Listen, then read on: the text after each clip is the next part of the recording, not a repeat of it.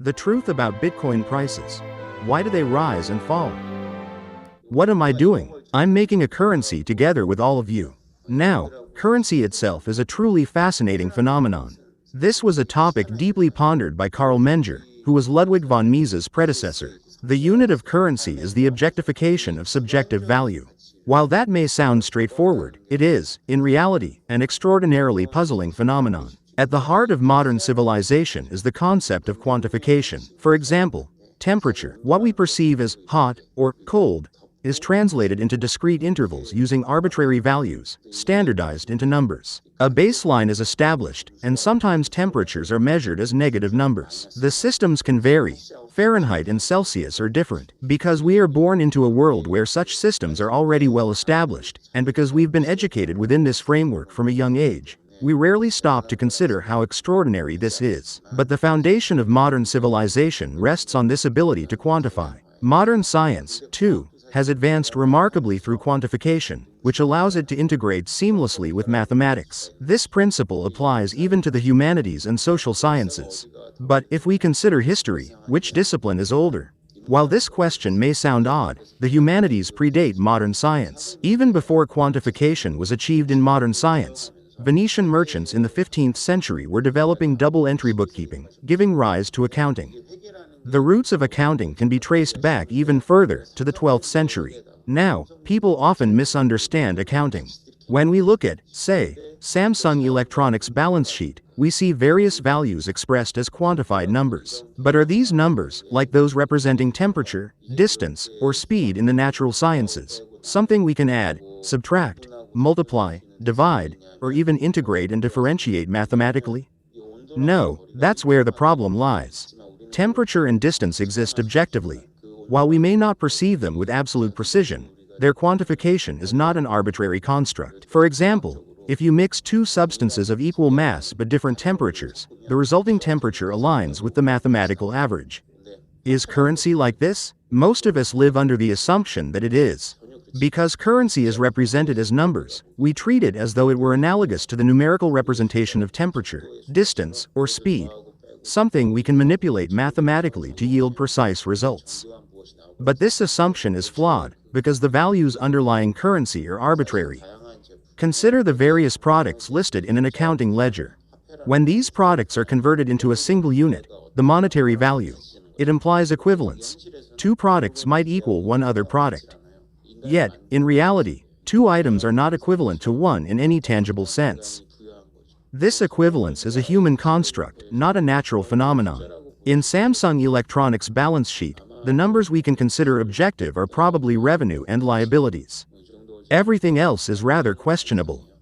Take depreciation of machinery as an example. Accounting treats the value of a machine as something that gradually diminishes over a set period, such as 10 years, after which it is written off. However, a machine might function perfectly well for a decade before suddenly breaking down. These values are based on assumptions and inferences. Because of this, aggregating such values to determine a company's worth, or comparing them mathematically, adding, dividing, differentiating, or integrating them, is ultimately meaningless. Those who work in or manage businesses will understand this intuitively. A company's key technology resides not in the company itself but in the people who develop and manage it. If these individuals leave, the numbers on the balance sheet may remain unchanged, but the company's value changes dramatically. Companies do not account for human resources as assets, nor do they depreciate them. They are simply payroll burdens. This is not to say that it is unfair or unreasonable. Accounting gives us the illusion of objectivity through quantification. It is critical to understand that this illusion is not comparable to the numbers we use in astrophysics or thermodynamics. I can say this with absolute certainty. Accounting, studied as a philosophy rather than merely as a technical skill, reveals this truth. In corporate valuation theory, the numbers in an accounting ledger are treated as reference materials, not as the definitive measure of a company's worth. Of course, human resources are already excluded. You probably haven't thought about this. This is the philosophy of accounting. These are concepts that arise from accounting. Since people cannot be considered assets on the balance sheet, it doesn't align with reality. The reason I'm going into this in such detail is that currency is exactly the same. Currency is fundamentally a ledger, and accounting is the system that manages it. The prices expressed in currency are deeply subjective, yet we represent them as objective numerical values. This, in itself, is illogical, but we live within such a system. We assume that currency is stable, but stable with respect to what? We need to think about what is contained in the basket of living expenses. When we say a currency is stable, it's actually an illusion. The basket itself is changing. So, when I keep talking about the center, how is this earth formed? There are elephants that prevent the earth from sinking, and the elephants are on top of a turtle, and the turtle is on top of a snake. This infinite, cyclical logic is actually the world we live in. When you ask what is stable, nothing is stable. The conclusion is this: currency is nonsense. It's nonsense. We can compare currencies numerically. $1 multiplied by 2 equals $2. $2 multiplied by 2 equals $4. And apply precise mathematical operations to them. But the underlying value these numbers represent is entirely subjective. The foundation is nonsense. Calling it nonsense might be a bit harsh, and we haven't really thought of it that way, but it is nonsense.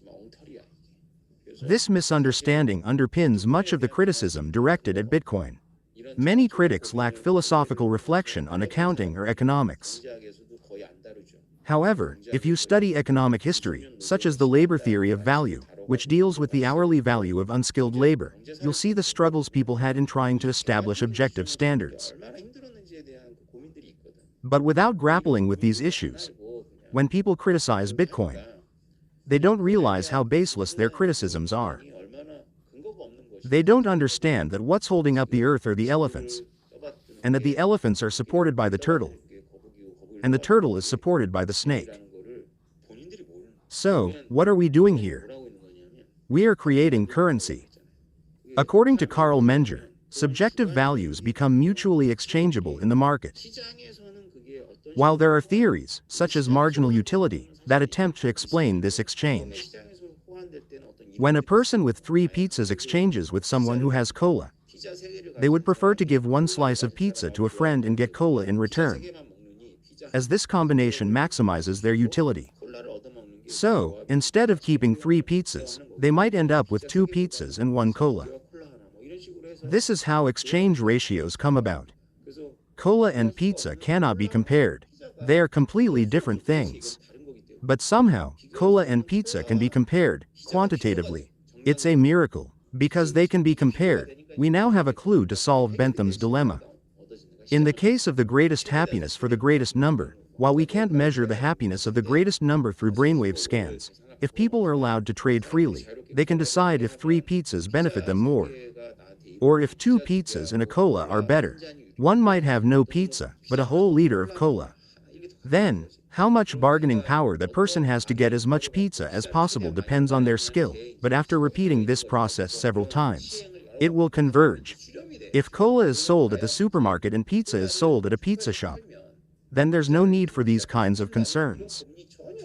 Because they're not on isolated islands right now. The cola has a market price, and the pizza has a market price, so they are governed by those prices. Economists might think that when things that cannot be compared, like cola and pizza, are compared, it is because of the total sum of individuals' preferences. It's an easy thought, but this is where the paradox arises. Once the market price is formed like this, it ends up being governed by that market price. So my subjective preferences don't really affect it. For most people, even though it seems that the individual exchange rates gather to form the market rate, it's the market price that determines the rate. This is what Carl Menger was pondering. It's a very deep thought. What I'm trying to train you for is this. Through various routes, with many people, just the market price of buying and selling exists, and if we buy and sell based on that, then that's the only standard. There are only 2 ways to get Bitcoin: mine it or buy and sell it. But we Mobic have so many other routes. You can go to the mountain or buy from someone who has gone there. It's complicated, anyway. Now, this is Mises' story about gold. Gold has historical significance. shaped by the circumstances of countless people and comparisons and projections within that. After many complex calculations, gold became gold. But when an experimenter deliberately gets gold through various routes and lets them calculate it themselves, sometimes they win, sometimes they lose, and sometimes it's a tie. These reflected prices are what the MOBIC price represents. Do you understand? The experimenter is kind enough to explain the outline of the experiment now, why we're doing this and so on.